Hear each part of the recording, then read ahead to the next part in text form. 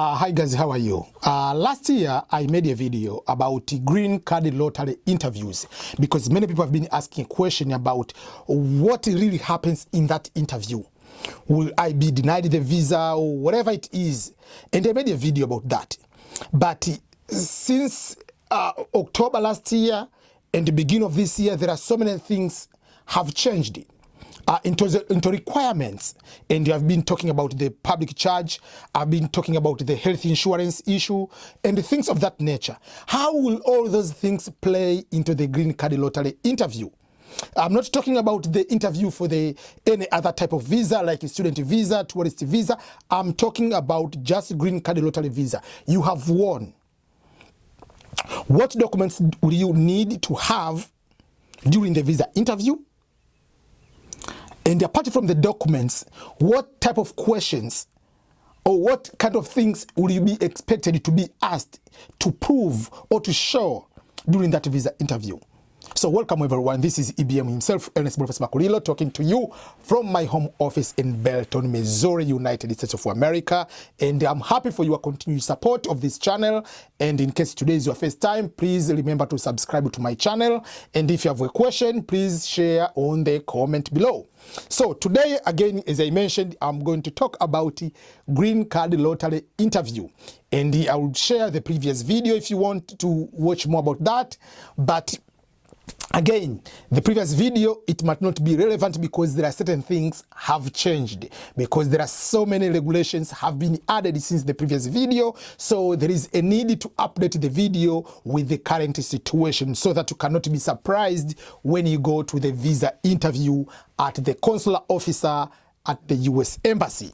So, number one, you'll be required to fill certain documents after winning the green card lottery, but I assume you have filled the document mainly is the DS-260. Once you fill that form, you wait that you'll have the confirmation number, whatever, all other things. Assume everything is done. You already got the invitation for the interview. Interview date is there. You already have police clearance record. You have medical already. Everything is done. So you are going to the US Embassy for the interview. So obviously, number one, you are supposed to go with the documents. Documents will be, number one, will be the letter, which called the second notification, which is a letter to invite you to that interview. That will be number one. Secondly, you need to have the barcode, which you will print. After filling the DS-260, they will have the confirmation. You will print that document, which you will be having that one. But also, apart from that, you need to show certain documents while you are filling the application for the green card lottery, and along the DS-260, you said you have kids. So if you have kids, you need to have birth certificates of the kids. And obviously, you must be, if you are a mother and father, you must be having those information in the birth certificate. Otherwise, you need to have other proof that these are your kids, because sometimes children don't have your name. Maybe when the child was born, you had some sort of conflict or some misunderstandings with your spouse or your girlfriend, whatever it is. So they decided to put the name of their maternal name. So it's not your name in the birth certificate. So you need to have maybe like DNA or something like that to prove that you are a parent.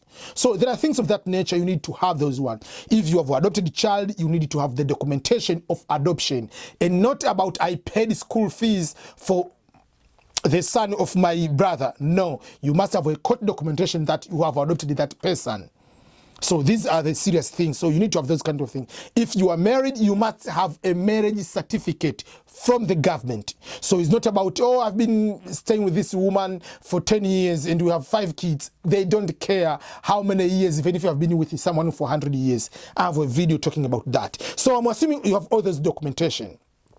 But the document which I didn't mention in the previous video is about the public charge form.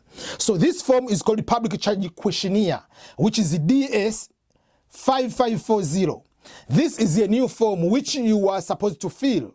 Some of the embassies, they haven't started asking people to submit this form. But just for your situation, whether they ask, whether they don't ask, it will be better to fill this form because the likeliness of being asked to submit this form is higher. So I advise you to fill the DS form 5540, which is a public charge questionnaire form. And I'm going to make a separate video, a tutorial explaining step by step, like what are you going to fill on the part 1, information about yourself, part 2, about your health, part 3, about something. I'll go to make another separate video to show step by step how can you go about on how you can be able to fill the public charge form or public charge questionnaire form. So that is another form. It is better to fill that form. You print out. You might not necessarily submit it when you go, because that you need to have that form printed out in PDF filled. So when you are there, if they ask you, you have already written down, filled, and you can submit. Don't wait until they ask and you don't have. That means you can. They will tell you, go and fill the form, come after 10 days maybe. So instead of avoiding all those things, just fill the form, and I'll show you how to fill the form without any particular problem. Then there is a video I talked about the health insurance. And by the way, let me go back to the public charge. And I know people have been talking about, oh, you know, it's not fair and all other things. So whether it's fair, whether it's not fair, you need to have that one. Because while you are coming to America for the first time, remember you are not a taxpayer in the United States. So they want to make sure that once you come here, you just don't come here to depend on the US government, on the benefits. Don't come here expecting they'll give you the house. Don't come here expecting they'll give you the free job. Don't come here you feel that they'll give you free medical. Don't come here you think they'll give you free, we call it food stamp money. No. So because you are not a taxpayer. For me as an American citizen, because I've been here for a long time, I've been paying tax. Yes, I can get those kind of benefits because it is part of my tax. But for you, you are coming for the first time, you are not allowed to get access to those benefits. So you have to prove that when I come here, I'm not going to be a public charge. I'm not going to be a burden to the US government. So to avoid that, and I'll make a separate video about that, but you have to feel that I will not be a public charge by filling the public charge questionnaire form, which will show also your income and all other assets you have, resources you have. If you have been to US, what kind of, did you file the tax, what type of liability, what type of loans you have, all those things you have to fill on the form. I'll make the video separate about the form. But also, there is another thing which is about health insurance, which is related. While we are talking about coming as a public charge, you might also either have health insurance or a proof that you will come to US and get health insurance. So how are you going to do that? Because sometimes you might not necessarily have the health insurance. What you need to have is just like some sort of research you have done. You have done maybe a due diligence online, looking for different rates, different insurance company. And you can have, there are certain companies, they have what they call travelers insurance, or temporary insurance for people visiting US. So it can be maybe like insurance for 3 months. So you can have like the rates you have been given, like what will be coverage and how much will it cover. So you can have those already printed out, like what company will be using. So that is the proof that I've already made my due diligence research, and I'm going to use this one and have the money, and I'll be able to access to pay for the health insurance, the basic one, while I'll be looking for a job. And once I get a job, I'll get better health insurance. So those are the things you need to have. Also, like health insurance, proof that you have purchased or you are going to purchase, but you already have some sort of research and you have already you have communicated with a company and they give you like these are the rates we are going to provide, and these are itemized the things you can be able to cover for this period of time. You don't need necessarily to pay. So that is something you might have, they might ask it. So because it's something new. But another thing which you need to provide is education. Remember, one of the qualification, one of the reason to be able to participate in the Green Card Lottery is education. Either you must have minimum education level of high school. So that is something. But what if you don't have high school? You need to have 2 years of work experience. And these 2 years of work experience, there are certain type of jobs. I will create a separate video explaining what types of jobs will qualify as experience. You cannot say, I'm just raising my only child, this is the 2 years of work experience. That's why I'm trying to explain to people every day. Once you have applied for the green card lottery, whether you have high school, whether you have bachelor degree, you need to have a job. By a job or by work experience, it doesn't mean that it must be a paid experience. It can be an unpaid experience. So find NGO, go and volunteer, go and find internship. If you are currently a student at the university, you are currently a student at high school, start finding a time to volunteer, doing something for free, because all those things, they will come to help you. Because sometimes you might go there and you cannot get the visa because your work experience was just selling maybe fufu or selling ugali, selling rice. So sometimes they might say this doesn't qualify for you because this kind of job, if you go to America, you might end up becoming a public charge. So you have to prove to the US government or to the consular that with my work experience, if I go to America, I can get a job right away and I cannot be a burden. With my education, I don't have good work experience, but have a bachelor degree. So possibility of getting a good job is higher. So that's the reason why they want education or work experience. So you need to create a work experience. So no matter what, if you don't have good work experience, start volunteering. If you know I'm going to apply for the green card lottery, start volunteering right now. You finish bachelor degree 2016 and every day you are just doing betting for soccer. You are not going to find a job. Find a job. If you don't have a job, start doing things for free. Start volunteering to the community. Start your own blog. Remember, having a YouTube like this one is just a work experience. It's just like you are doing like you are content writer or content producer, whatever it is. It is something you can be able to find another job. It's experience. You can prove to the consular that this experience will help me to go to US and find another job. So that is the point. Because now there is emphasis to make sure that you are not coming here to just come here to increase the number of population in America. In case you didn't know, green card lottery is only thing in the United States of America. No any other country on the planet Earth has green card lottery. So for that case, if it's the only country in the world with this one, remember that, and it's the country with population of 375 million. So they don't need you.